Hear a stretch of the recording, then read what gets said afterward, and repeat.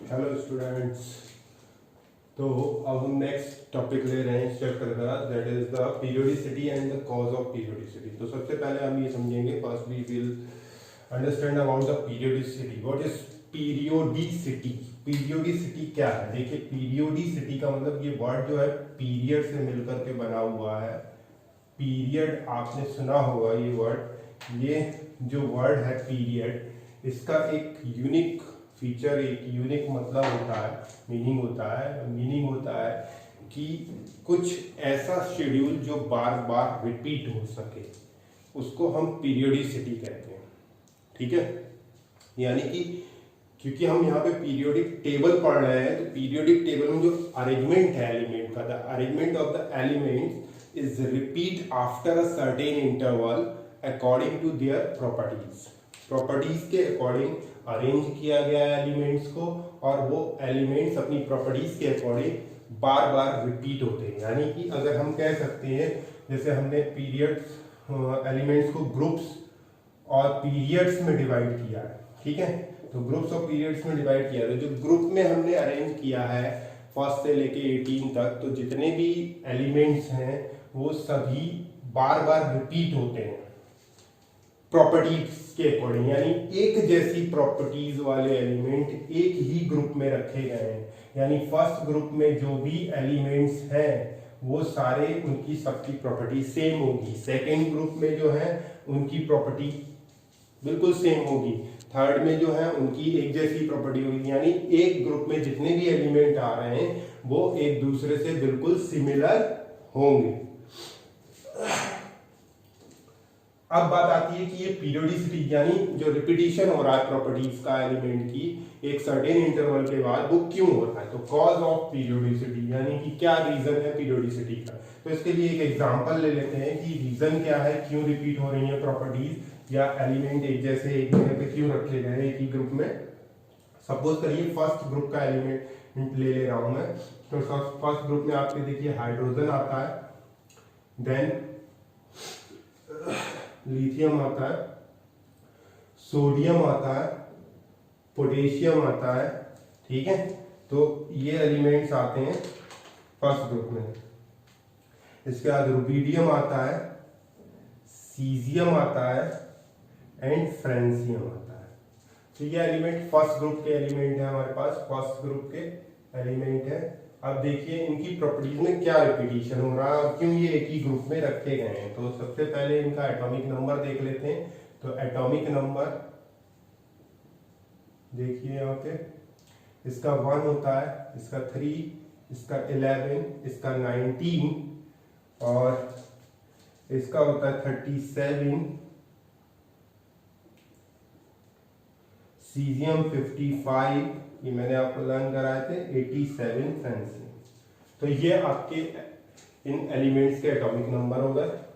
अब देखते हैं इनकी electronic configuration.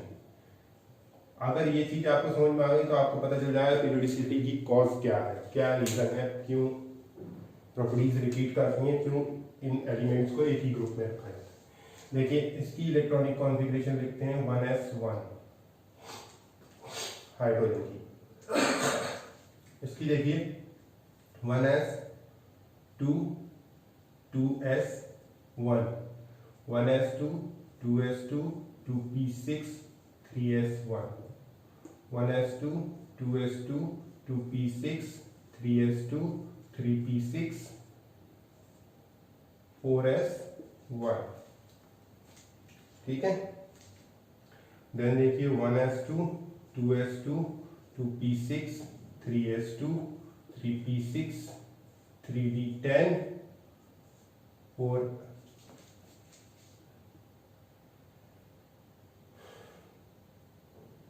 3d10 4s2 4p6 और 5s1, ठीक है। काउंट करते चलिए, अपने आप पता चलेगा 2 2 4 और 6 10 12 18 और 10 28 28 30 36 37 हो गए। इधर आ जाइए 1s2 2s2 2p6 3s2 3p6 3d10 4s2 4p6, 4p6, 4d10, 5s2, 5p6 and 6s1। इधर आ जाइए 1s2, 2s2, 2p6, 3s2, 3p6, 3d10, 4s2, 4p6, 4d10,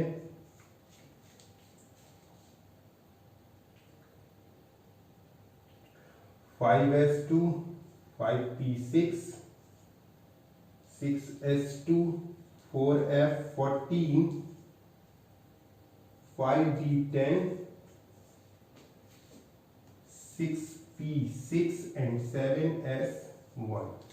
ये इलेक्ट्रॉनिक कॉन्फ़िगरेशन होगी। अब यहाँ इलेक्ट्रॉनिक कॉन्फ़िगरेशन से ही आपको समझ में आएगा कि क्या यहाँ कंडीशन है जिसकी वजह से ये जो है एक ही ग्रुप में रखे गए हैं एलिमेंट्स।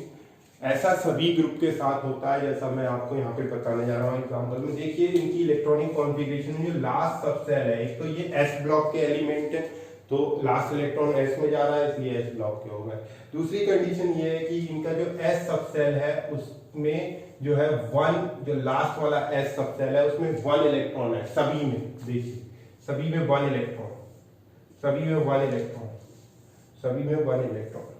तो यहाँ पे जो लास्ट सबसेल है एस उसमें 1 इलेक्ट्रॉन है। अगर आपको याद हो तो पुरानी वाली 1 हो गया इसका एटॉमिक इलेक्ट्रॉनिक कॉन्फ़िगरेशन, इसकी हो गई 2 1,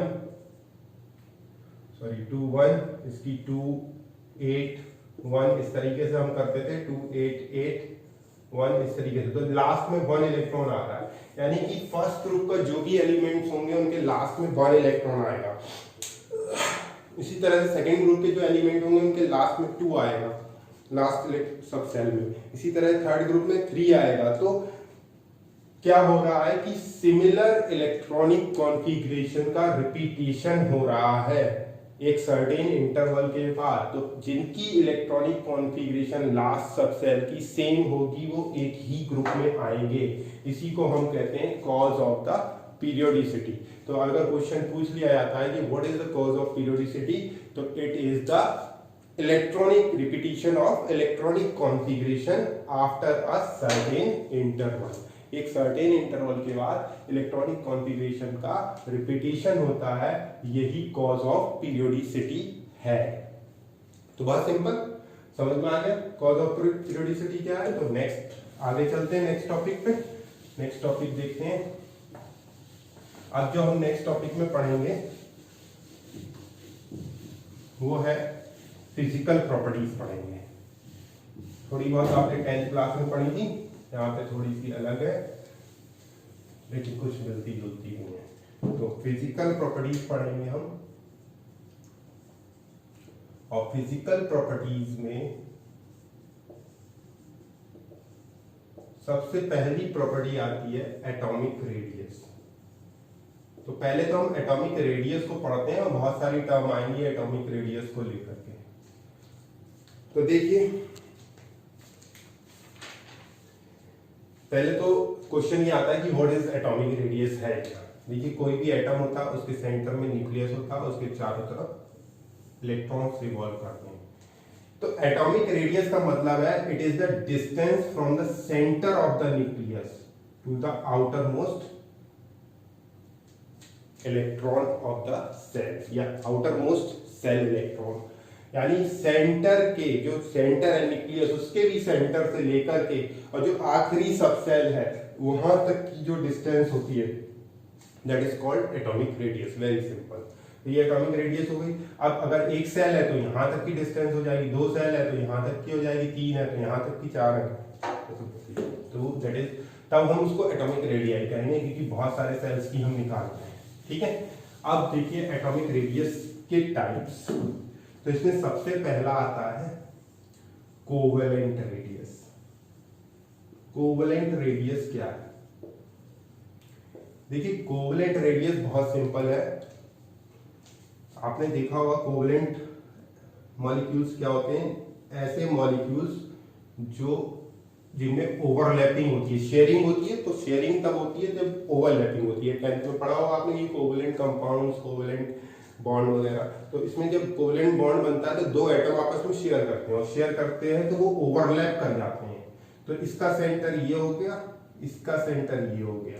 अब इन दोनों सेंटर की जो डिस्टेंस है उसको हाफ कर दीजिए, तो that is the half of the distance between the two centres, two nucleus of the covalently bonded atom is known as covalent radius. बहुत सिंपल, ठीक है। Half of the distance between the two nucleus of the covalently bonded atoms, ठीक है, उसको हम covalent radius कहते हैं। तो ये समझ में आ गया, this is the covalent radius, और ये डायमीटर हो जाएगा पूरा। सेकंड आती है हमारी मेटालिक। देखिए मेटालिक रेडियस। मेटालिक रेडियस क्या होती है भाई? मेटालिक रेडियस में देखिए मेटल्स जो होते हैं उनमें एटम का अरेंजमेंट कैसे होता है। मेटल्स में एटम्स का अरेंजमेंट जो है वो कुछ इस तरीके से होता है। ये दो एटम है, इनका यानी यहाँ पे ओवरलैपिंग नहीं होती, बट वो इतने कॉम्पैक्टली पैक्ड होते हैं कि एक दूसरे से बिल्कुल टच करते हैं।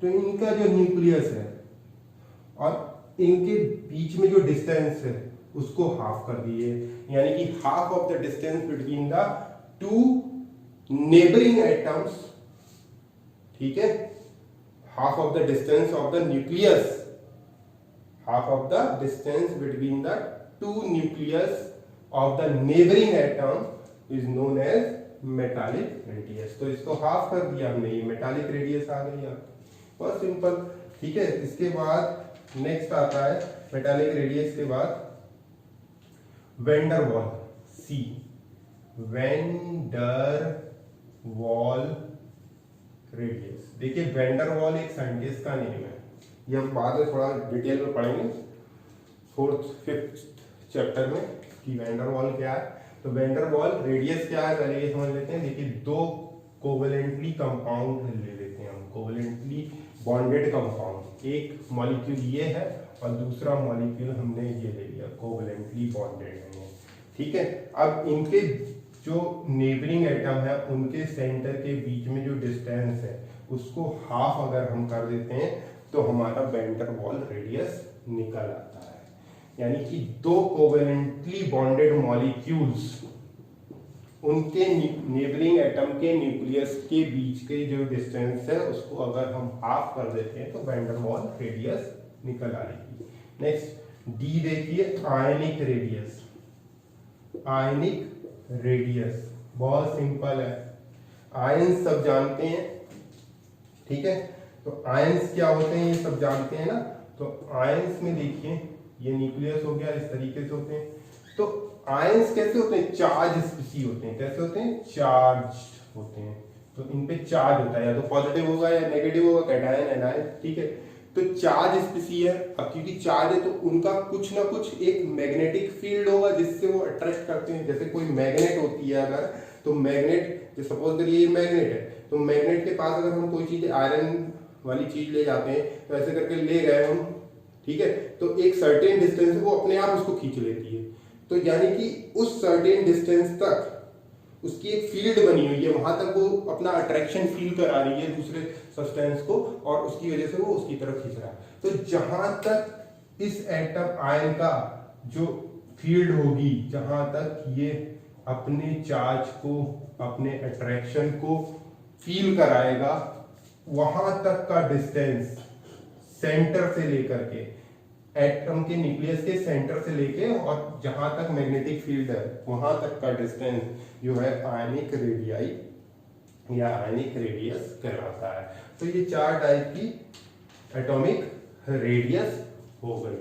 अब हम इसमें पढ़ेंगे एटॉमिक रेडियस, हमने टाइप पढ़ लिए। अब नेक्स्ट जो हम पढ़ेंगे वेरिएशन पढ़ेंगे एटॉमिक रेडियस का, ठीक है। तो एटॉमिक रेडियस का वेरिएशन जो हम पढ़ेंगे वो 2 तरह से पढ़ेंगे, वो आपने 10th क्लास में भी पढ़ा था। एक तो हम